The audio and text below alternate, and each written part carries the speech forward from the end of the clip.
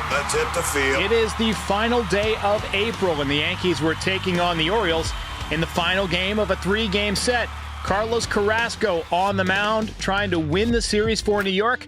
Could they keep bashing homers? My recap, your reactions coming up next. This is Pinstripe Territory. Just wanted to talk, that's all. Well, not what you want. The Yankees just lost a 1-run game for the second time in the series. Felix Bautista slammed the door with some incredible stuff in the 9th inning, and the Yankees drop a 5-4 game to the division-rival Orioles. And for the second time in this series, the Yankees starting pitcher went 3 1/3 innings. And it's just, you're not going to win a lot of games when 40% of your rotation is as bad as Will Warren and Carlos Carrasco have been. I'm sorry. Another home run for Aaron Judge. That's 2 days in a row and 3 in the last 4 games. So at least he looks like he's getting ready to go on one of those runs. He went 3 for 3 tonight with 3 RBIs. He's hitting .427 with a 1.282 OPS. So 426-foot home run today in his first at-bat. I mean, he's getting ready to go off. Very interesting lineup tonight. Jazz Chisholm out, so they decided to go with Pablo Reyes at second base. He got involved in a little dust-up. We'll talk about that. Oswald Peraza at third base. He was 0 for 3. He's hitting .206 with a .603 OPS. He hasn't shown me much. I mean, he's basically shown what he was in spring training, which is a guy who doesn't seem to hit Major League pitching. My guy Ray Fonseca, who's been on the show a few times, texted me tonight, and he said, quadruple A player. And I'm starting to agree with that sentiment about Peraza. But in a little bit, we'll talk about how people can adjust and why I'm not ready to count anybody out yet, but he certainly hasn't shown me very much. Jason Dominguez sat yesterday against a righty. Today he plays against a lefty, and he had a tough night. He was 0 for 4 with a couple of big strikeouts in huge, huge spots. But, hey, it is what it is. That's baseball. Sometimes you win, sometimes you lose, and sometimes it rains. All right, let's go. Let's get it going. So the Yankees wasted no time. Big 2-run shot from Judge in the first inning. He's been on base 30 out of 31 games so far this year, which is insane. And entering this game, his WAR on the season was 2.9. So it'll be interesting to see if when we wake up tomorrow on May 1st, he's already at a 3.0 WAR. Although, you didn't win the game tonight, though. So that's just bookkeeping. It doesn't really matter. But 10 home runs on the season. Been a lot of talk about whether or not he can hit 400 right now, 427. I personally don't think he's going to hit 400 or really even get that close. I mean, we've seen a lot of guys carry 400 into July, August, but the dog days of summer seem to catch up with pretty much everybody. Although Judge is, he's a different kind of beast. He's built different. But even 350 with 50 or 60 home runs, 130 RBIs, and great defense, I'll sign up for that. But then again, don't put 400 past him. Dominguez did hit the ball hard a couple of times tonight. He had a hit taken away by Laureano. Line drive, diving catch. He hit one hard at third base, but again, struck out in a couple of big spots. Orioles came roaring back in the second inning. Home run by Mountcastle, who's been just a Yankee killer for a long time. And Ramon Urias went deep. They sent 8 men to the plate and took a 4-2 lead. Time to stop throwing these fucking meatballs. We'll talk more about Carrasco, but he did not have it tonight. Both benches emptied and both bullpens came rushing in the 4th inning. Stupid situation. Runner was stealing. The throw was high. Reyes goes up to get it, and he comes down on Kjerstad, who was sliding in. I don't know what Kjerstad expected to happen there. I mean, that's just gravity. Oh, there goes gravity. He was up in the air. What, does he expect him to fly off into the sunset? I don't get it. I don't get what his problem was there. I mean, sure, it sucks to have a professional athlete land on your head, but he had to know it's not intentional. That's just physics. What goes up must come down. Not my problem, said Werner von Braun. Goldie went deep in the 5th inning. Second home run of the season. First home run since the second game of the season, March 29th.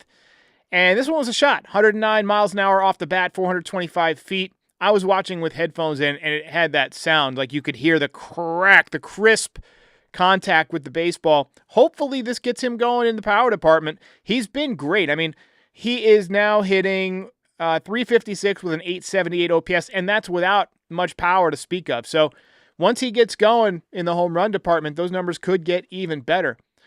Judge singled in the 5th inning, but then got picked off. So that sucked. Yankees threatened again in the 6th. Hits from Volpe and Wells, but Dominguez struck out in a big spot. Right-handed hitting, look, does not appear to be his forte. I see people calling him a bust and so forth. I see it. It's way too early for that. Does that mean he won't get better? That, his right-handed hitting sucks now. Does that mean it won't get better? No, it doesn't. But it's definitely a weakness, and, we should recognize that. RBI single for Judge. Got the Yankees back within 1 in the 7th. 3rd hit of the game, and again, it raises average to 427.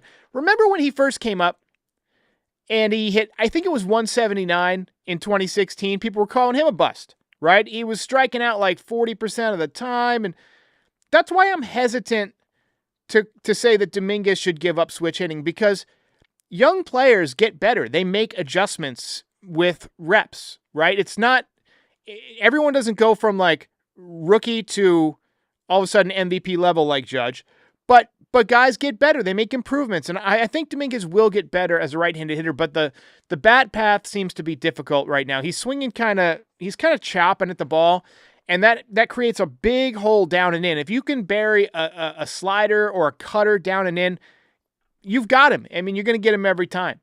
Dominguez, Ben Rice, he's a guy who made an adjustment. Last year he didn't really, he was good, but he's gotten much better this year, right? And he almost tied the game tonight. He hit one to the warning track, but he's a guy who went from, basically not having a clue after the first couple of weeks. He was unlucky, but he still struck out a lot. To this year, he's been, MVP level offense for the first 30 games of the season. So I'm not ready to say Dominguez should give up switch hitting. I just hope that he gets better quicker. Devin Williams pitched the 7th. I thought he threw the ball okay. He did have a walk, ended up on a strike him out, throw him out, double play. But that was pretty much the end of the highlights for the night. Yankees dropped this one 5-4.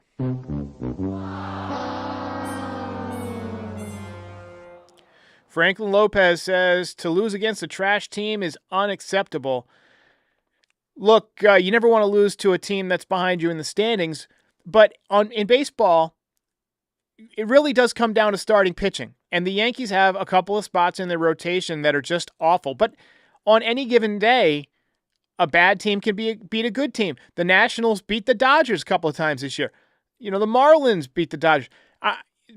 Bad teams beat good teams all the time. The way that you get consistently good is by having a solid offense and having consistent starting pitching that gives you, 5-6 innings most nights and a good lockdown bullpen. The Yankees have a decent offense. Last I checked, leading the major leagues in average, although a lot of that's Judge. They obviously hit a ton of home runs. They're on pace for like 265 home runs right now. Their starting pitching is a little suspect without Garrett Cole in there. So, what are you going to do? At some point, they're going to get Luis Gil back. You hope that he has a run like he had at the beginning of last year. You hope that Rodon continues to pitch the way he's been pitching the last 3 outings.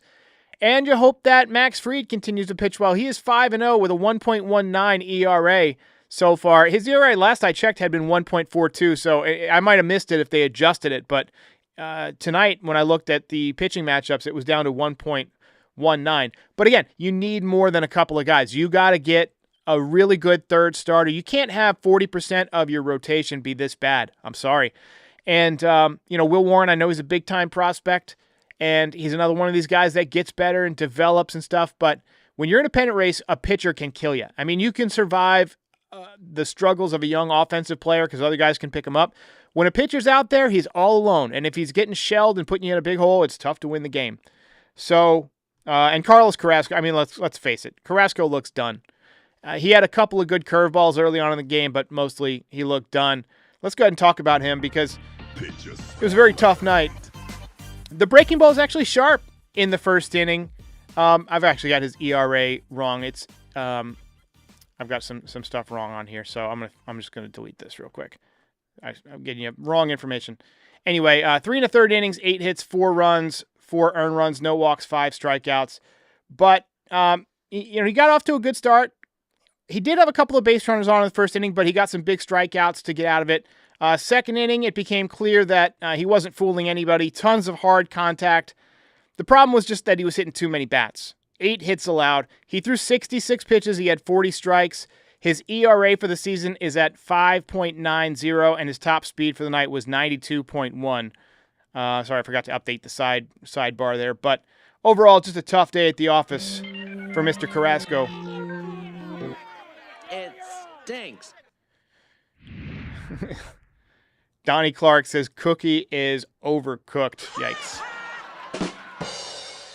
So let's take a look back at the series. It began with a very tough start by Will Warren, and he gave up 4 runs. Yankees actually played pretty well for the rest of that game, but they came up 1 run shy, just like they did tonight. The offense exploded yesterday. I mean, 6 home runs, 15 runs, and a dominating performance by Carlos Rodon, who's on a nice little streak. He had back-to-back outings where he had no earned runs. He did allow a run against the Guardians, but before that against the Rays, no earned runs. And then yesterday, 6 innings of 2-run ball. So hopefully he continues that stretch. Grisham remains hot, and the longer he carries this, the more you begin to wonder, has he found something? Has it clicked in? But he's got 8 home runs, and he hit the ball hard a couple of times tonight, hitting .292 with an OPS of 1.009.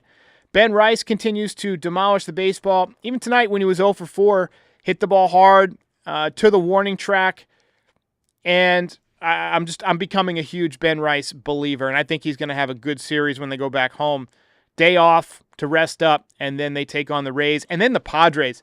That's going to be a tough series. We're going to have Kyle Glaser of Friar Territory on the show. I'm recording with him on Sunday night. I'll probably release it on Monday morning, and we're going to preview that series. They're a really good team. But Aaron Judge heating up, home runs in 3 out of his last 4 games. He wasn't the first to 10 home runs this year, but I think he's going to be the first to 20. I'm going to make that prediction right now. I think he's going to be the first person to 20 in the major leagues. He'd probably be the first person to 50, first person to 60. But we saw some positives from Cody Bellinger in this series. He had a couple of hits yesterday, hit the home run. Obviously tonight pinch hit and did not go well. Struck out on an up and away fastball. But he's my sleeper pick for the next series. I think he had some good swings. And the Rays are coming to town. They are 3.5 back. They lost tonight, so they are 14-16. They're under 500. They're throwing Ryan Pepio, Zach Little, and Taj Bradley. Junior Caminero heating up again, possibly. I mean, he homered against the Yankees, and then he had a long drought without much production, and then he went deep yesterday. So be careful with him. He's got, that guy has, you want to talk about legendary bat speed? That guy really does have legendary bat speed. His bat speed is on par with, Giancarlo Stanton. Jonathan Aranda, somebody who concerns me, left-handed hitter, 27 years old, hitting .294 with a .925 OPS, 4 home runs. He seems like the type of guy who would rake at Yankee Stadium. Yandy Diaz is going to be a problem. He always seems to be a problem against the Yankees. So it will not be easy, but if the Yankees play well, then, maybe take 2 out of 3. They will be pitching Max Fried in Game 1. You like your chances there. Clark Schmidt in Game 2. He threw 5 innings of 1-run ball his last time out. And then Will Warren in Game 3, who will be facing the Rays for the first time since he went, I believe, 1 2/3 against them his last time out. It might have been 2 1/3, but it was a short night. I think it was 1 2/3 against the Rays the first time he faced them. They just put a ton of pressure on him, made him throw a gazillion pitches. He left the bases loaded. And I'm sure he wants a little bit of redemption. But look, you got to win a couple of games in this series because, as I mentioned, the Padres are coming to town, and they are no joke.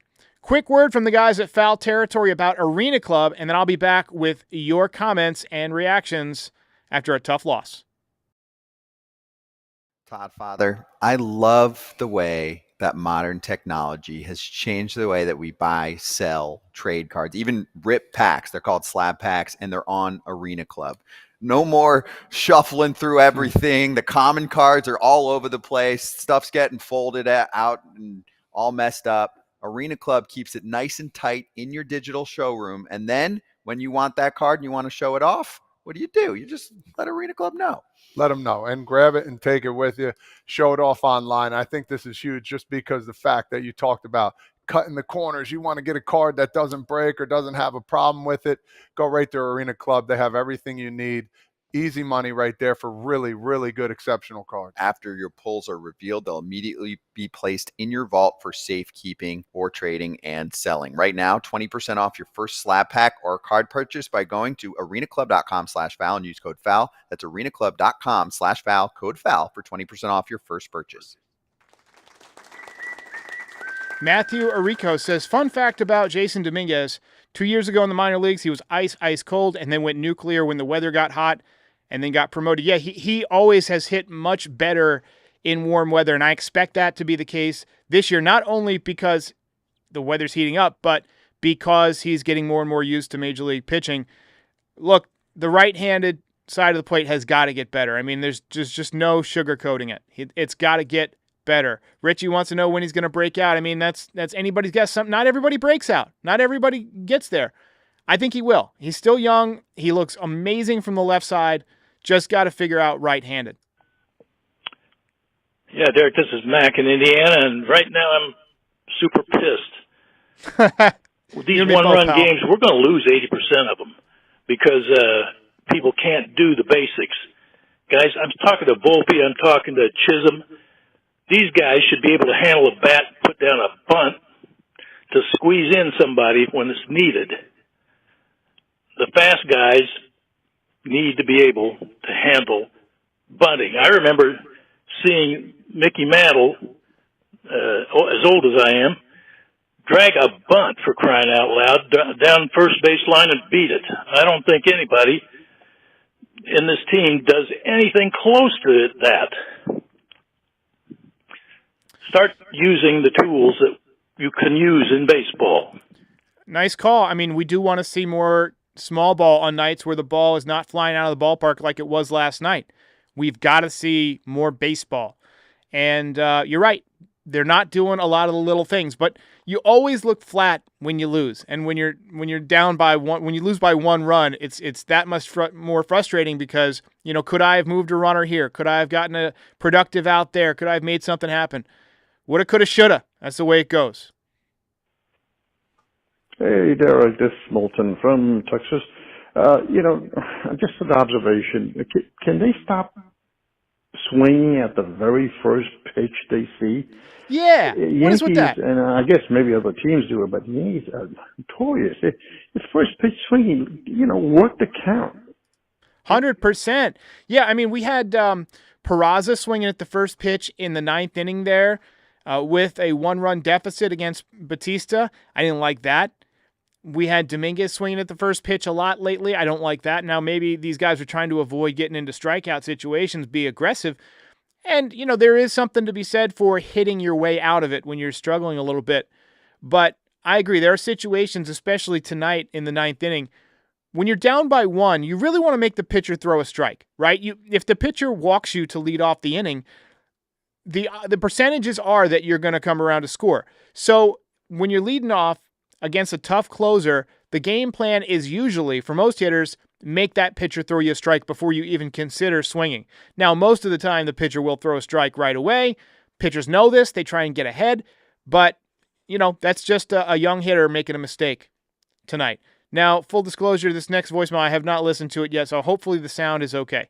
Hey, what's going on? Hey, what's going on, Derek? This is Miguel, long-time listener since about 2020. Hey, Miguel. Yeah, we lost by one run today, but this is what I'm talking about. Not getting the run in with man on third and less than 2 outs this whole year. This is what I'm talking about. When we need that one run and we end up losing by one run, get the run in. Come on. We got to do a better job of that. 100%. 100%. Got to get these runners in from third with less than 2 outs especially. I mean, a lot of times that's how baseball games are decided. All right, ladies and gentlemen. So the next game for the Yankees will be Friday night against the Tampa Bay Rays. They have tomorrow off. I'm going to take a much-needed day off, and I will be doing a pregame show on Friday. But call in with your voicemails and so forth, and we'll do a nice big pregame show on Friday, maybe 4:30 or 5 p.m. Once I get off of work, and then we'll be back with the recap with Terrence. He's on for Friday nights, so tune in for that. Check out the store. We've been adding so much to the store, nyydesigns.shop. We got t-shirts. I added zip-up hoodies today. We've added a bunch of coffee mugs. I'm trying to add a few designs every single day, so check it out. And once again, Yankees fall 5-4. We'll see you next time. Hey, while I've got you here, be sure to like the video and subscribe to the channel. Pinstripe Territory is the official Yankees podcast of the Foul Territory Network. We are home to the #1 most watched MLB postgame show on YouTube since 2021. We're here after every Yankees game and for reactions to all the best news and rumors during the offseason.